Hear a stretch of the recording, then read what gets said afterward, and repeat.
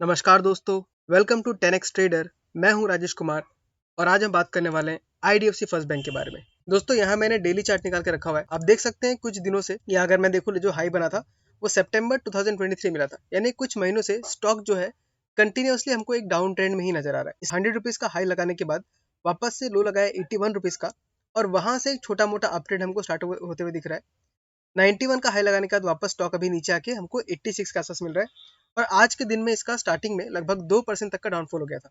तो मैं समझने का ट्राई करता हूँ कि आखिर क्यों ऐसा हुआ। तो मैंने सोचा कुछ न्यूज अगर निकल के आया, क्योंकि अभी तो इसके बारे में कोई ऐसा कुछ बहुत बड़ा न्यूज निकल के नहीं आ रहा। तो यहाँ मैंने एनएससी का जब वेबसाइट खोल के देखा तो मुझे यहाँ पे नजर आया कि जो इंटरनल ऑडिटर है उसमें एक चेंज आया है, मतलब उन्होंने रिजाइन कर दिया है। तो समझने का ट्राई करते हैं कि आखिर हुआ क्या है। आप देख सकते हैं एप्लीकेशन में है, application to reserve bank of India for appointment of the whole time director designated as executive director of the bank. ये तो उनके लिए है जो पिछले बार जिन्होंने चेंज किया था, उनकी जगह पर एक नए होल टाइम डायरेक्टर आ रहे हैं। तो जो नए होल टाइम डायरेक्टर होने वाले हैं वो है मिस्टर प्रदीप नटराजन, जिनके बारे में नीचे दिया हुआ है, लेकिन साथ ही साथ उनका change in chief internal auditor भी हुआ है। तो दोस्तों इंटरनल ऑडिटर क्या होता है?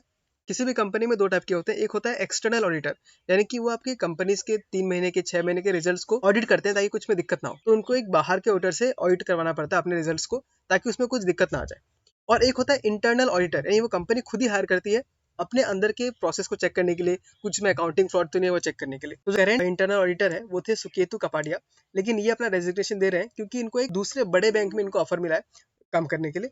तो उन्होंने अपना लेटर भी यहाँ पे दिया हुआ है, मैं आपको दिखाता हूँ। यहाँ पे लेटर का ब्रीफ दिया हुआ है। I would like to share with you that I have come across an opportunity to head internal audit for one of the India's largest bank and its group. As you are aware, I have been discussing this with you for the last few weeks. यानी कि बता रहे हैं कि एक India के one of the largest bank, शायद HDFC, Axis bank, ICICI bank या कोई एसबीआई बैंक भी हो सकता है। One of the largest bank में से कोई एक बैंक है जिनमें उनको ऑफर आया है काम करने का। इन्होंने आगे बताया, आप पढ़ के देख सकते हैं, आगे बताया इनको पता है कि आईडीएफसी फर्स्ट बैंक काफी अच्छा खासा ग्रोथ कर सकती है, लेकिन ये कंसिडर करके देख रहे हैं कि जो ऑलरेडी जो बैंक बहुत बड़ी बन चुकी है वो चीज इनको ज्यादा एक्साइटिंग लग रहा है। तो ये तो इनका पर्सनल सोचना है, लेकिन मुझे कहीं ना कहीं अगर ऐसा कुछ मैनेजमेंट में, तो मैं उतना पॉजिटिव नहीं मानता हूँ। लेकिन सिर्फ इस एक बेसिस पे मैं कंपनी को खराब नहीं बोलूंगा, मैं आगे वाले क्वार्टर्स में देखते रहना चाहूंगा कि क्या निकल के आता है। दूसरा अगर देखिए तो कपाटिया जी की जगह पे जो नए जो ऑडिटर आ रहे हैं उनका नाम है दीप चलावत। अब इनके बारे में देख लेते हैं। तो इनका भी जो बैकग्राउंड है काफी अच्छा खासा है। ये पहले एक्सिस बैंक में भी काम कर चुके हैं, ये पहले से इंटरनल ऑडिट डिपार्टमेंट के हेड रह चुके हैं। तो इन्होंने काफी अच्छा खासा एक्सपीरियंस इनको भी है। तो हमें ऑफकोर्स एक नए आदमी को मौका देना चाहिए। और जो नए होल टाइम डायरेक्टर होने वाले हैं मिस्टर प्रदीप नटराजन, उनका भी ब्रीफ यहाँ पे दिया हुआ है कि पहले वो स्टैंडर्ड चार्टर बैंक में काम कर चुके हैं, डेल इंडिया में काम कर चुके हैं, रेलिगेयर मैक्वायर वेल्थ मैनेजमेंट में काम कर चुके हैं, और कैपिटल फर्स्ट में भी काम कर चुके हैं, जो कि आईडीएफसी फर्स्ट बैंक का ही प्रायर जो कंपनी थी, एनबीएफसी कंपनी थी, उसमें काम कर चुके हैं। तो इनके पास भी अच्छा खासा एक्सपीरियंस है, अच्छा खासा इनके पास नॉलेज भी है।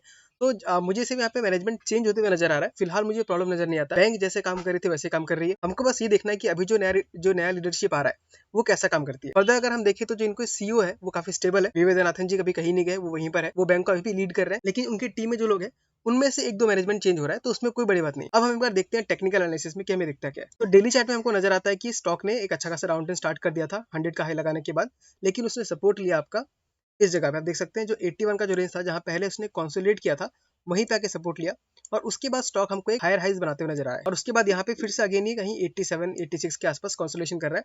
तो नजर आता है कि 87 के आसपास अगेन इसका एक कंसोलेशन जोन बन गया। इसको जब तक ये ब्रेकआउट नहीं देता तब तक वापस हमें बहुत अच्छा खासा मूव नहीं मिलेगा।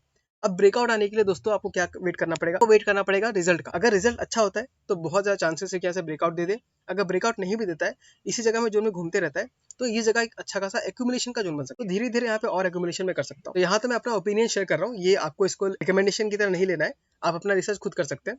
अब मैं आपको दिखा देता हूँ मंथली चार्ट के ऊपर, क्योंकि मंथली चार्ट के ऊपर मुझे बहुत इंटरेस्टिंग चीज दिख रहा है। अगेन ये कोई रिकमेंडेशन नहीं है, ये सिर्फ डिस्कशन है दोस्तों, क्योंकि मैं जब डिस्कस करता हूँ तो मुझे भी कुछ कुछ चीज क्लियर हो जाता है आपके साथ। आप देख सकते हैं यहाँ पे 81 के आसपास इसका बहुत बड़ा रेजिस्टेंस था, इसने यहाँ पे एक रेजिस्टेंस था, फिर इस रेजिस्टेंस को इसने करंटली ब्रेकआउट दिया था। आप देख सकते हैं 2023 में जून के आसपास ब्रेकआउट देने के बाद स्टॉक ने काफी अच्छा खासा मूव दिया हमको, 100 तक गया। 100 तक जाने के बाद इसने स्टॉक ने रिट्रेसमेंट भी किया। अब देख सकते हैं रिट्रेसमेंट भी किया, 96 से सीधा नीचे आ गई 82 के आसपास। तो अब देख सकते हैं जो पहले इसका जो रेजिस्टेंस था वही फिलहाल सपोर्ट की तरह काम कर रहा है, और वहां से फिर से हमको धीरे धीरे अप मूव आता हुआ दिखाई दे रहा है। तो अगर मंथली चार्ट में देखूं तो ब्रेकआउट होने के बाद सिर्फ अभी रिट्रेसमेंट हुआ है, यानी अभी तक असली मूवमेंट स्टार्ट हुआ ही नहीं। और अगर मैं टारगेट निकालने का ट्राई करूँ यहाँ पे, तो टारगेट निकल के आता है मंथली बेसिस पे लगभग 139 या 140 के आसपास। तो 120 का टारगेट तो मेरा पिछले 1 साल से ही है, क्योंकि मैं 120 के टारगेट पे ही निकलने का प्रॉफिट बुकिंग करने का सोच रहा हूँ। प्रॉफिट बुकिंग करूंगा मतलब मैं ऑलरेडी अपना इन्वेस्टेड कैपिटल निकाल लूंगा और बाकी सारा प्रॉफिट छोड़ दूंगा मैं लॉन्ग टर्म के लिए, क्योंकि बैंक का प्रोस्पेक्टस ही बहुत अच्छा है। तो मुझे पोर्टफोलियो को बैलेंस करने के लिए इसमें से सिर्फ अपना इन्वेस्टेड कैपिटल निकालूंगा और बाकी प्रॉफिट को छोड़ दूंगा। अब आप मुझे बताइए कि आपको आईडीएफसी फर्स्ट बैंक के बारे में क्या लगता है? आपको क्या लगता है जो नई मैनेजमेंट आई है वो कैसा काम करेगी आगे जाके? क्या आप वेट एंड वॉच करेंगे या अभी से एग्जिट लेना चाहेंगे? अगर आपको ये वीडियो अच्छा लगा तो इस वीडियो को लाइक कर दीजिए। अगर आप कुछ बताना चाहते हैं तो कमेंट करके बताइए, और हो सके तो चैनल को सब्सक्राइब भी कर लीजिए, क्योंकि ऐसे ही वीडियोस में टाइम टू टाइम लेके आते रहता हूँ। ठीक है दोस्तों, मिलते हैं अगले वीडियो में किसी अगले स्टॉक के साथ। तब तक के लिए tata bye bye, take care.